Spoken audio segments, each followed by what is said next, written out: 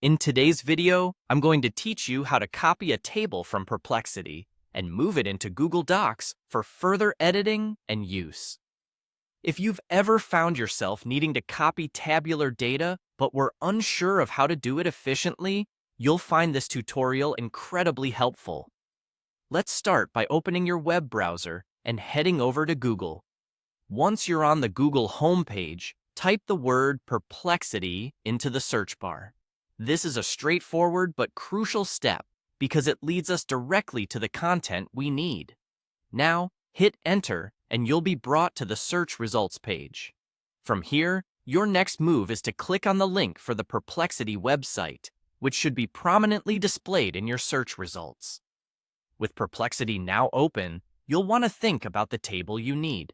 For today's demonstration, we will prompt Perplexity to create a table with 4 columns.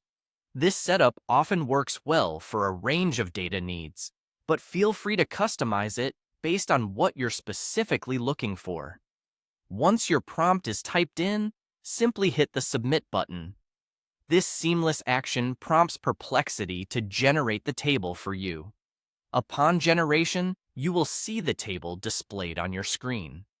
The next task is to highlight the table. Click at the beginning of the table and drag your mouse all the way down to the end.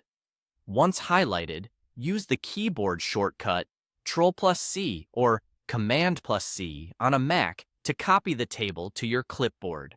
It's a quick and effective method to ensure that you have all the data saved correctly. Our next step is to switch over to Google Docs. If you've not already done so, open Google Docs in a new browser tab or window. Within Google Docs, find the point in your document where you'd like to place the table and click there. With your cursor in position, paste the table by pressing Ctrl+V or Command+V if you're on a Mac.